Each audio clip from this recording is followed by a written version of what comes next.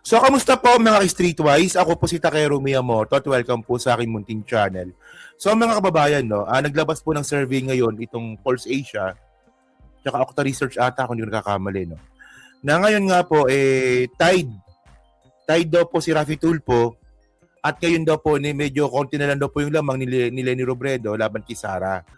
So, tinan nyo to Actually, sino ba gumagawa ng mga survey na to? No? Parang nabubulshitan ako ng konti. Konti lang naman, di ba? Okay. So, sabi niya dito, sino ba yung kasama ni Mang Husin noon? Sino ba? Marami silang kasama noon, no? Si Macmac Pablo, iba yun. Macmac Pablo naman yun eh. O, sasabi dito, no? Okay. Respondents were asked if May 2028 elections are held today, and the following are the candidates who will you vote for as president of the following list. So, Raffy Tulfo, Tay, Sara Duterte in Pulse Asia matchup, Leni close in. Well, ito ulitin ko lang mga kababayan, no? Ulitin ko lang kung ano stand natin dito, especially ako. No? Ako po, naniniwala po ako na hindi dapat baliwalain si Sara Duterte. Kasi meron tayong mga ibang mga kasama no, na sinasabi na Takero, huwag ka na mag-alala, si Sara di naman nanalo yan. Ako po hindi po ako naniniwala doon. Meron pong base si Sara Duterte. Meron siya mga supporter. Malakas pa rin po si Sara. Malamang sa atin hindi. 'Di ba? Pero kung titingnan po natin yung buong Pilipinas, malakas pa rin po talaga si Sara. So ngayon, ano bang stand natin dito? Ako, ang stand lang natin dito, kung hindi po mapapa-impeach si Sara Duterte, kung hindi po mapapa-impeach si Sara Duterte, no, kahit sino na lang po, wag lang Duterte. Kahit sino lang po, wag lang DDS. Kahit sino lang po, wag lang si Bongo. Ayun po stand natin dito. No, kung siya po hindi mapapa-impeach, kung siya po ay matutuloy bilang presidential balls sa 2028 elections. Pero, kung siya po ay mapapa-impeach, bahala tayo sa buhay natin. Kanya-kanya tayo. For example, si Sara, mapa-impeach. So, hindi na siya makakatakbo. Di kanya-kanya tayo. Magjo-janbic na lang ako. Makapag-janbic. joke lang. Di ba? At least ganun. So ngayon, kung di mapapa-impeach si Sara, kung ang number 2 po si Raffy Tulfo, magra-Raffy Tulfo ako. Kung hindi po mapapa-impeach si Sara at number 2 po si Leni, magla-Leni Robredo po ako. Kung hindi po mapapa-impeach si Sara at number 2 po si Risa Ontiveros, magre-Risa po ako. Ganon. Oo. For example, tatakbo si Gibo. Di ba? Si Gibo nasa number 8 sa survey. Nasa dulo ng survey. Kahit gusto ko si Gibo, malabo ko siyang suportahan kasi nga po, sayang eh. Doon po tayo sa posibleng pinakamalakas na makakalaban ni Sara. Kahit sino pa yan. Diba, John Vic, subscribe ako. Isipin niyo, sabi ko nga kay Stephen, kay Chris Ulo. Paano yan pag ang tinaas na kami ni PBBM si John Vic? So kayo ba naka-ready na ba kayo na 'di ba? Aakyat kayo sa sa float. 'Di ba? Mamibigay kayo ng flyers. John Vic po tayo. John Vic po. Bababa kayo sa sa kalsada. Mamibigay kayo ng flyers si John Vic. John Vic po tayo. John Vic. So the results of a similar question that matched Duterte Naga City Mayor Leni Robredo showed the Vice President leading her predecessor 51%. 51 to 43. So parang paano ba nangyari to, no? Ito na naman tayo, no? Si Ronald Holmes na naman pala ito, no? So the respondents were asked if the May 2028 elections are held today, and the following are the candidates who will you vote for as president in the following list. Alam nyo, ang sponsor nito si Big Subiri. Ewan ko lang, ba't ini-sponsor ni Big Subiri ito? Hindi ko na talaga alam, no? Pero tinan nyo to, Natatawa po ako sa survey na yan, eh. Tinan nyo, Kung nag-survey sila mga kababayan, no? Ang choices, dalawa lang. Sinong boboto mo? Dalawa lang, eh. Tingnan nyo, dalawa lang oh. Ito galing SWS to ha. Kita nyo ba? O yan ha. So galing SWS yan ha. Ang pagpipilian ng dalawa. Tulfo, Sara Duterte. Oh. So sa tingin nyo ba ganun ba yung magiging election sa 2028 elections? Dalawa lang ang pagpipilian? Hindi eh. Kasi pag ganyan mga babayan, no, naniniwala po ako na mayroon patatakbuhin ng mga dilawan dito. Malamang si Bam. Malamang si Trillanes. Or si Risa. O dilawan eh. Malabo yan ganyan. Ewan ko ba dito, ba't ganyan yung tanong? Tapos, ganun din po yung tanong sa kabila. Sino yung iboboto mo? O, Sara o Lenny? Ba't dalawa lang? Sinong... Ewan ko lang kung ba't ganyan yung question. Hindi ko lang alam kung bakit ganyan. Baka meron silang ibang gustong pag-aralan. Pero ang labo naman nun. Ba't wala si Rimulya dito? Ba't wala? Ito lang sinasabi natin mga babayan, no? Ito yung sinasabi natin. So kung pagbabasihan naman natin yung Okta Research, at 69% naman ng mga Pilipino, gusto pong ituloy yung impeachment ni Sara. Sabi ko nga mga kababayan, parang it doesn't add up eh. No, na number 1 si Sara sa survey bilang presidente, pero 69% naman ng mga Pilipino gustong ituloy yung impeachment. Hindi, ganito yan. Kung si Gibo po, itatas ng kami ni PBBM, at ako naniniwala naman po ako kay Gibo, suportado ko po si Gibo dyan, na baka mag-Gibo din po tayo. Wow, baka ganon. Kasi kahit hindi siya mag-number 2, pero tandaan natin, merong machineries, baka mag-Gibo po tayo. Pero, yun natin, kung may lalaban natin, si Gibo. Kasi nga po talaga, ang pananiniwalaan nga po natin dito, kahit ano nang mangyari, wag lang po makabalik ang mga Duterte sa presidente. Kasi kami may mga exit plan na nga kami kung paano namin gagawin yan. Pag si Sara naging presidente, may mga exit plan na nga po kami. So, majority of adult Filipinos, 68% support impeachment trial for VP Sara Duterte to address allegations. Okay. So, ito Okta Research to 69% said yes, 28% no, tapos 3% walang alam. Di ba? So, okay. So, sana nga mga kababayan, ito sinasabi ko nga kanina eh. Sana, di ba kasi parang hindi ko talaga makuha eh. Majority ng mga Pilipino gusto maging presidente si Sara. No, number 1 po siya sa mga survey. 51% eh, di ba? Pero, 68% naman po gusto siyang ituloy yung impeachment. So, sana nga lang, no, kung ganyan nga po yung nangyari, sana, no, ang nangyari dito, itong mga pabor nga po si Sara na maging presidente, willing pong makinig sa impeachment trial. At baka nga naman sakali na ito na nga po yung posibleng dahilan para nga po sila po'y maliwanagan. Ako naniniwala ako kay Sara. Pero nung napanood ko yung impeachment sa Senado, bumaliktad na ako kasi magnanakaw pala. Sana ganun na mangyari. Pero nakakatawa dito mga kababayan, no? Ito nakakatawa dito. Sa totoo lang, iniwan na siguro. Nakakatawa kasi dito mga kababayan. Majority ng mga Pilipino, or karamihan ng mga Pilipino. Totoo lang, karamihan ng mga Pilipino mga kababayan, no, gusto maging presidente si Sara Duterte sa 2028 elections. Kasi nga number 1 sa survey eh. Di ba? Number 1 sa survey eh. Pero nakakatawa dito mga streetways, no?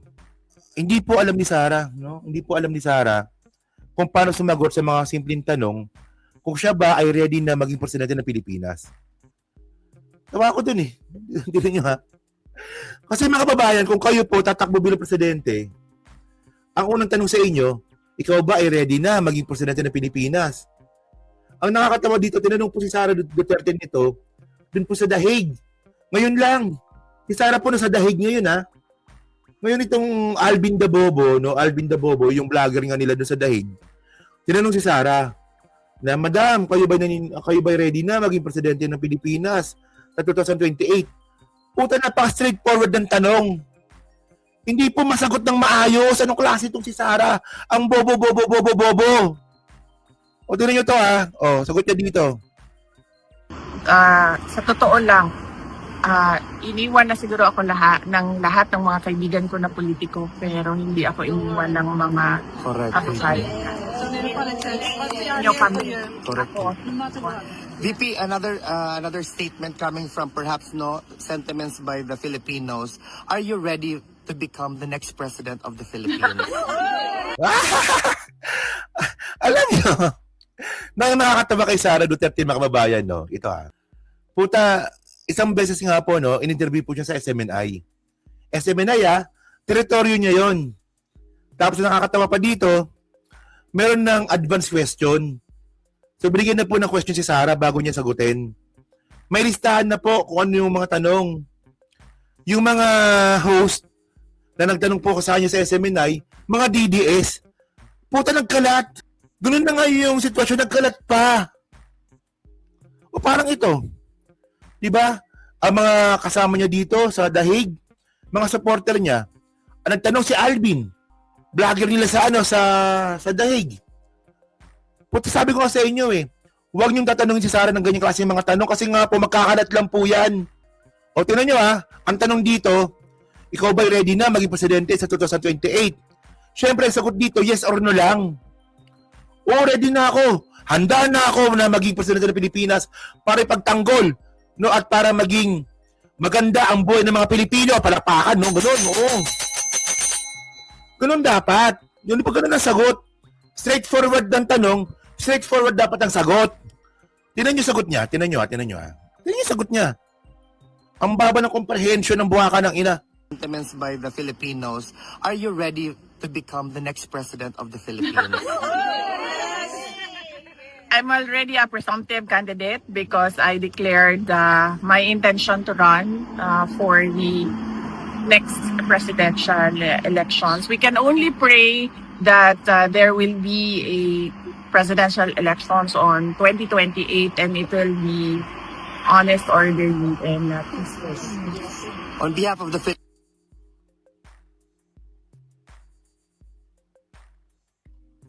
Ano yun?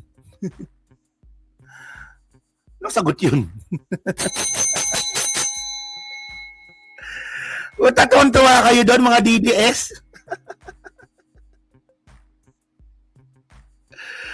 Putak yan. Sara, ready ka na ba maging presidente ng Pilipinas sa 2028? Presumptive candidate na nga ako kasi nag-declare na nga ako At ang inaasahan natin dito, sana magkaroon ng eleksyon sa 2028. At saka sana maging fair at mapayapa. Oy, DDS! Ano yun? Anong klaseng katangahan na naman yan? Puta, yung tanong na nga lang, tanong pang trapo. Hindi pa masagot ng maayos. Basic na basic ang tanong, hindi nasagot ng maayos, hindi naintindihan. So paano pa kaya kung ito po'y pag-uusapan natin pag siya naging presidente, paano pa kaya ang foreign policy? Paano pa ang ekonomiya? Paano pa yung political instability? Paano pa yung foreign relations? Paano maintindihan ni Sara yan? Anong klaseng? Tuwan-tuwa kayo dun mga DDS, di ka sa ganong klaseng mga sagot? Sara, ready ka na ba maging presidente ng 2028? Asahan na lang natin na magkaroon ng eleksyon. At sana maging mapayapa ito. Anong klaseng kamangmangan to? Diyos ko, bobo nga ni. Bisa, Ilonggo, no? Bobo nga Bobo ang putya. Palakpakan pa yung mga DD sa ganung klaseng mga sagot. Alam niyo pag ako tinanong dito, kasi trapo-trapo yung tanong, di ba? Oh. Takero, ready ka na ba maging presidente ng Pilipinas sa 2028 elections? Siyempre, tumakaya nga ako. Nag-declare na kasi ready na ako. Ganun dapat. Ready na akong protektahan ng mahihirap. Ready na akong gawing mayaman ang mga class E. O, di ba? Ready na akong gawing first world country ng Pilipinas. O. Ready na akong gumawa ng 10 submarine para protektahan ng West Philippine Sea. Ready na ako maging presidente. Dapat ganoon. Oo. Puta na, anong klaseng sagot yun? Alam niyo, no, may mga nagko-comment sa akin, no, na Takero, mukha naman magmura kasi nga medyo masakit sa tenga. Pero mga kababayan, pag ganyang klaseng kababuan po yung maririnig ninyo, puta, mamumura ka talaga. Mapapamura ka talaga. Puta, tatakbo ng presidente ng Pilipinas. Tapos boba. Tatakbo ng presidente ng Pilipinas. Simpleng tanong, hindi naintindihan. At besides, mga kababayan, dahil nga pa sa kababuan ni Sara, confident pa siya. Kaya nga sabi ko nga sa inyo no? Tayo, naniniwala tayo na si Sara, no? Malabo manalo. Tayo yun. Pero kapag babasihan po natin yung mga surveys, hindi kasi maraming maraming ganito. Maraming basihan una sa lahat yung survey. Yung mga survey films po mga kababayan, nakikita talaga natin na malakas si Sara. Pangalawa, sa social media. No, sa social media malakas po si Sara. Sabihin na nga natin mga troll 'yan. 'Di ba? Pero 'di ba? Kahit troll 'yan, 'di ba? Pwede natin gawing basihan 'yan. So ibig sabihin yung mga troll hindi po kayang labanan ng mga pro-admin supporter? 'Di ba? Pangatlo, ito pangatlo, no. May mga tropa po tayo na sakali survey. Na yung content na po nila sa kalsada, may mga tropa tayong ganyan. Si Stephen Lee, si Biyahe Nicoy, si JDB yan, minsan sa kalsada yan. Oh. Sa kalsada mga kababayan, no, nakikita pa rin talaga nila na malakas pa rin po talaga ang mga Duterte. Kaya ako hindi ko po in-underestimate si Sara. Hindi ko na-underestimate yan. Oo. So, napakadelikado po talaga na magkaroon po tayo ng presidente na ganito po kahina yung comprehension. Parang spelling ko dito sa comprehension, mali. Di ba? So, yun mga kababayan. So, kayo po, ano masabi nyo nga po dito na sa surveys at saka nga po dito nga po sa kabobohan nga po ni Sara sumagot, no? Bobo nga di ba? So yun, sa pag-comment na po sa baba at binabasa ko pong lahat yan. At syempre, dyan po sa Team Replay, no? So pa-like, pa-subscribe, din makalubisan, pa-share na rin po ng content natin ngayon, no? Okay? Yan, so thank you mga kababayan, no? So thank you mga street wise. Kita na lang ulit tayo, sana mamaya may live stream tayo mamaya.